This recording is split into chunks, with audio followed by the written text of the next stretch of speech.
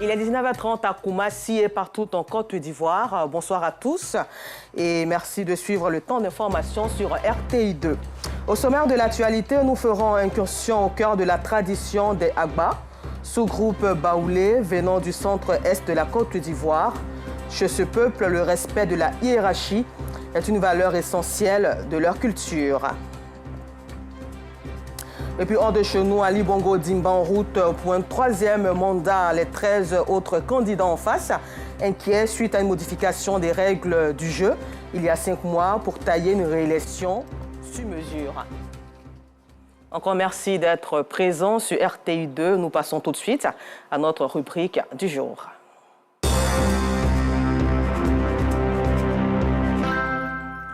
Les Agba sont un sous-groupe du peuple baoulé.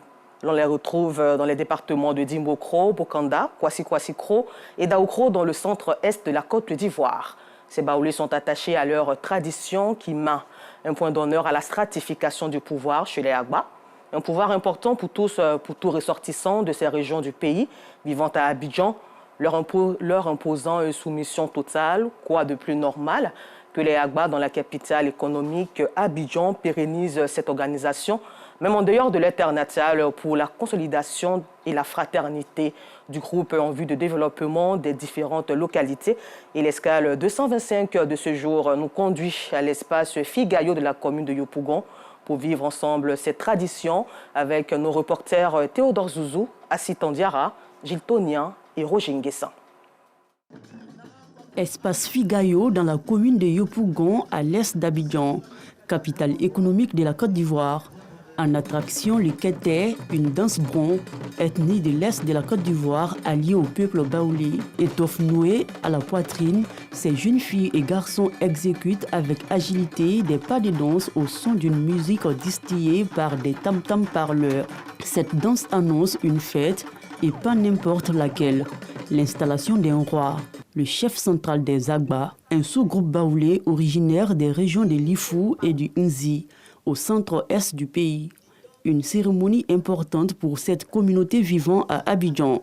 Nous sommes à Abidjan, si nous ne sommes pas organisés, comment nous allons faire? Cette organisation nous permet d'être en cohésion, de parler le même langage, de vivre nos problèmes ensemble, de vivre nos joies ensemble. Et donc c'est aussi une manière pour les nouvelles générations de vivre nos traditions, d'être à l'apprentissage de ce que nos parents ont vécu qui est bien pour la société.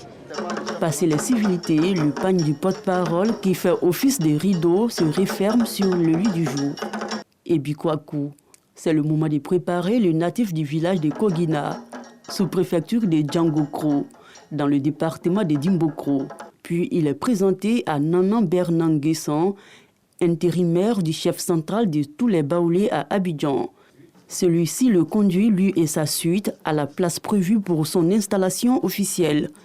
La question pour avoir le consentement des populations pour son installation est posée 3 fois successivement en langue locale baoulé.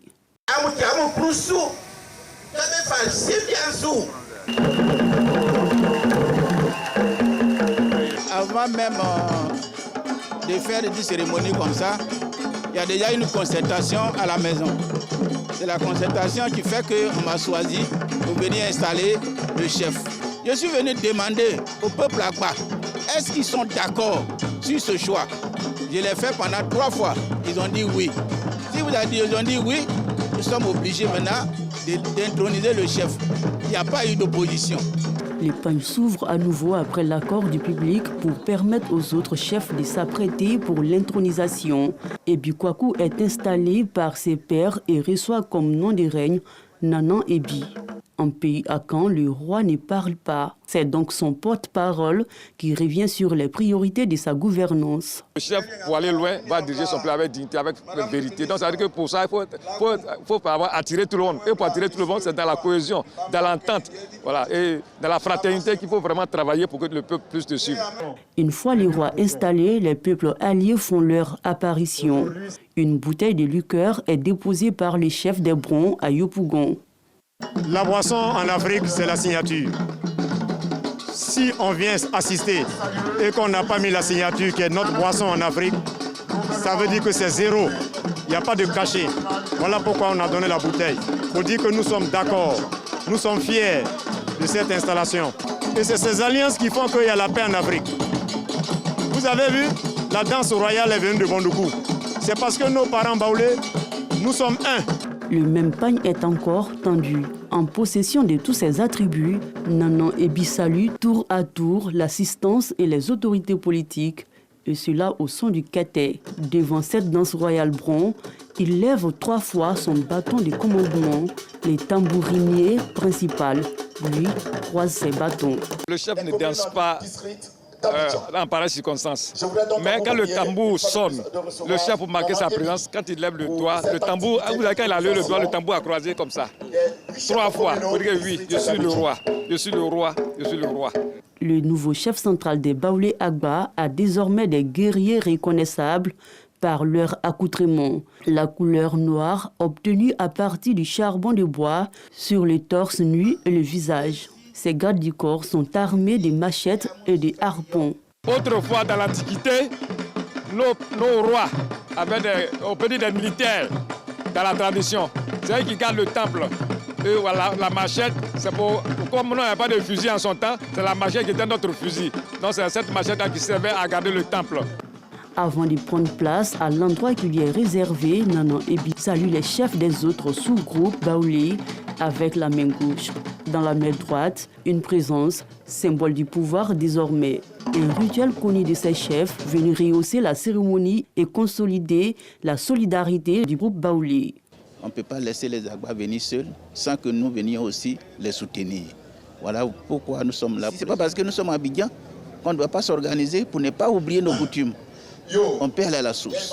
Et quand on est à Abidjan, on respecte nos coutumes. Quand on respecte les coutumes, il n'y a pas de problème. Mais quand on ne respecte pas les coutumes, il y a toujours des histoires. Il est important que l'on se mette ensemble pour aller de l'avant. Le vestimentaire typiquement traditionnel sorti du terroir à Caen ne laisse personne indifférent quant à sa beauté. C'est dans ce décor reflétant la culture à Caen dans toute sa splendeur que le chef prend place. Les artistes tradis modernes Baoulé Agba, à leur tour, lui font allégeance.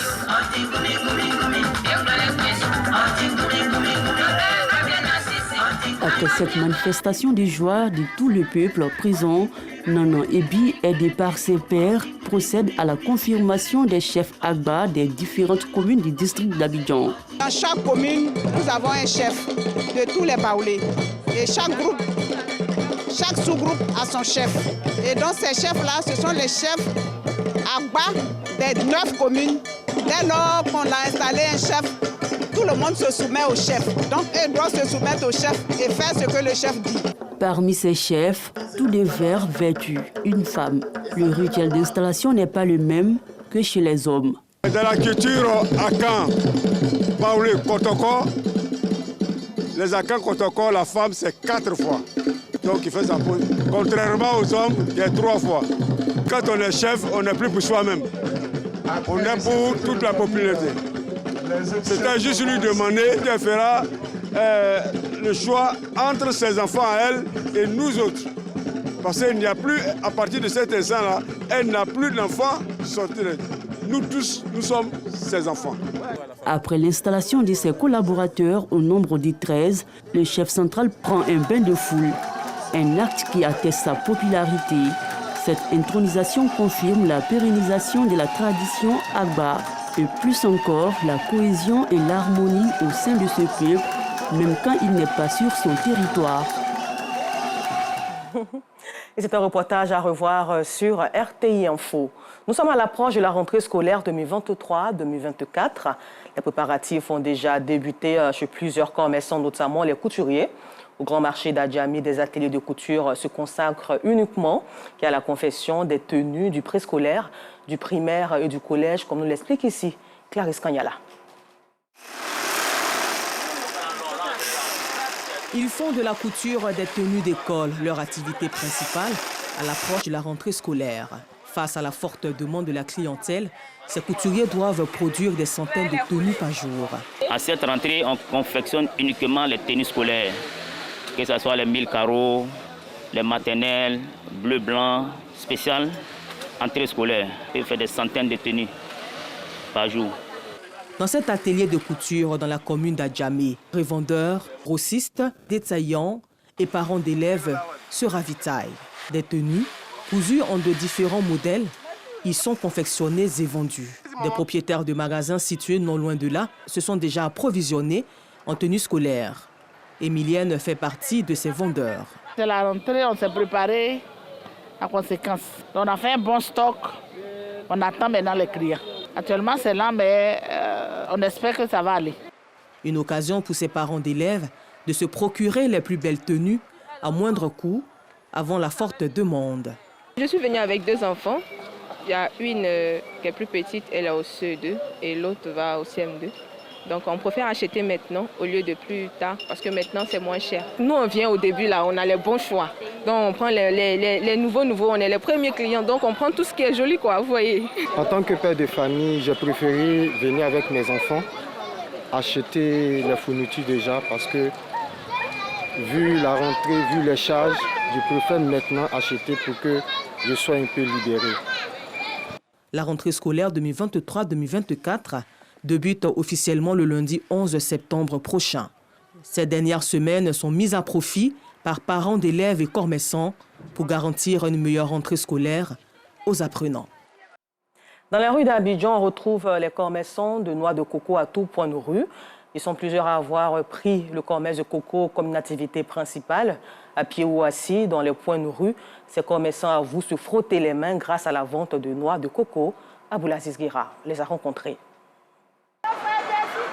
Vous avez sûrement entendu une voix similaire à un point de rue dans le district autonome d'Abidjan. Cette dame est commerçante de noix de coco. Son commerce, elle le fait en sillonnant les rues et les artères de la commune d'Abobo. Elle a débuté ce commerce il y a à peine 7 mois et elle arrive à écouler une 50aine de noix de coco par jour. Coco, vraiment, ça m'a aidé beaucoup. J'ai fait 1 à 200, j'ai commencé avec une somme de 2000 francs seulement. Car par la grâce de Dieu, je m'assorte avec mon enfant, je me débrouille un peu, ça commence à aller. D'autres commerçants, par contre, ont choisi de s'installer à un point fixe. Toujours est-il que le résultat est le même. Ça vaut 10 ans. Je suis là. Coco, là, c'est quelque chose, en tant que tu es en train de faire pour débrouiller, un débrouillant, tu peux t'assortir un peu pour avoir nourri ta famille. Si Youssouf s'en sort, c'est aussi grâce à l'eau de coco. Il met à la disposition des clients de différentes qualités de cette boisson. Il y a glacé, il y a non glacé. Il fait ça comme les clients demandent, on veut quelque chose de glacé, il fait ça aussi. Pour la grâce de Dieu, ça marche. Une idée ingénieuse aussi appliquée par plusieurs vendeurs de noix de coco. Oui, son eau est très bon, c'est bon pour la santé. C'est bon pour la santé, tu peux mettre citron dedans, tu bois, ça soigne par lui, contre la fatigue. L'eau de coco, cette boisson à la fois nourrissante et appétissante, a déjà conquis plusieurs cœurs. Ce qui me plaît chez Coco, c'est son eau, parce que c'est du bon vitamine. Une fois que je suis malade, si je prends, je suis en forme. Je me sens à l'aise avec le coco, en fait. Ça me rend plus encore en forme. Et puis, c'est bon pour la santé pour moi. Par jour, je peux manger coco 3 fois. Les vendeurs de noix de coco se comptent par centaines dans le district autonome d'Abidjan. Une activité rentable qui attire de nombreux jeunes. Un peu plus loin du district autonome d'Abidjan, la ville de Beaunois dans le sud Comoé avait connu des troubles lors des dernières élections présidentielles. Ces heurts ont occasionné plusieurs dégâts matériels et des pertes en vie humaine.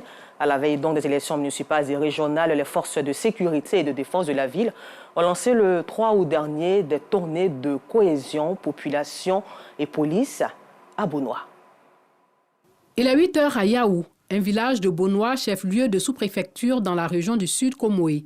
Dans cette concession, Anthony et ses amis en t-shirt sortent des différents compartiments de cette maison. Nous allons pour une marche de la paix, la cohésion. Il a eu depuis un certain moment, nous avons vécu quelques expériences. On a décidé cette année de vivre la paix, faire une campagne de paix pour ces élections, pour éviter les contredits entre nous, parce que nous sommes tous des frères du même village, de la même ville. Donc il ne faudrait pas que pour ces élections, on se fasse des palabres inutiles. Ils se rendent à l'espace public ivoiro-chinois de Yaou, où forces de sécurité et de défense, notabilités, candidats et représentants de candidats attendent. 8h30, après la libation pour bénir la marche, le cortège se met en branle. Direction Bonois, à près de 3 km d'ici. C'est presque au pas de course que les marcheurs avancent dans une ambiance festive. Une activité initiée par le commissariat de police de Bonois. Nous profitons de la A100 pour les rapprocher les uns des autres. C'est un symbole que nous voulons lancer à toute la communauté pour dire que la force de sécurité et de défense sont avec la population. Elles sont heureuses lorsqu'il y a la paix, elles sont heureuses lorsqu'il y a la cohésion sociale. Et nous invitons tout le monde à se rassembler autour de la paix pour que les élections se passent dans les meilleures conditions. À l'entrée de Bonois, les marcheurs marquent une halte pour avoir la bénédiction des chefs de terre. Nous sommes satisfaits de ce que se passe ce matin. Nous sommes tous partis prenants pour cette initiative prise par vous et toutes les autorités qui sont réunies ce matin. Direction l'espace Kadjo à Mangwa face à la cour royale. Ici, une purification est faite par les commiants, puis une charte d'engagement pour la paix aux élections municipales de la localité est signée par tous les candidats. Une telle charte est un acte très important pour nous, cadres de Bonois. Vu l'histoire récente de la ville de Bonois, nous avons trouvé juste de nous associer notre image à cette belle initiative pour créer à Bonois et participer à créer à Bonois la paix pour qu'adviennent des élections apaisées.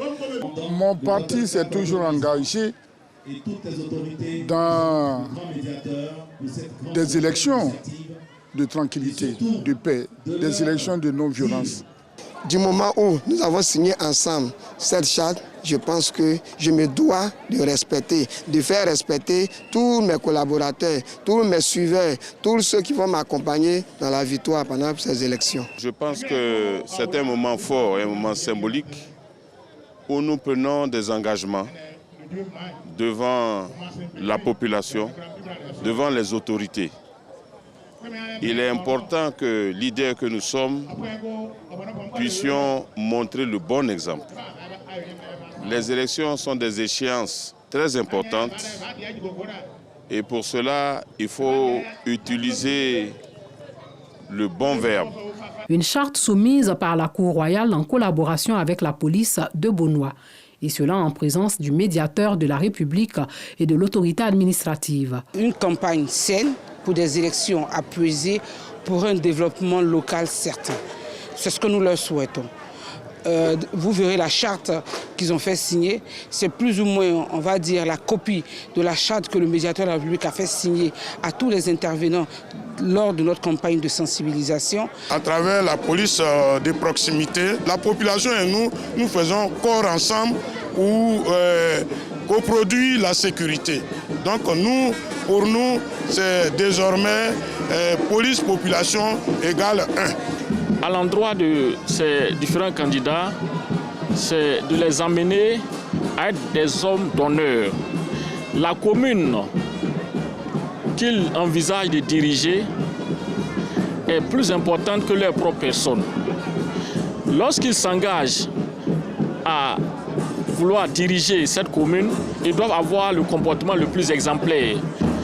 Ils doivent donner des mots d'ordre, des consignes fermes à leurs militants, à leurs sympathisants, à l'effet de préserver les acquis.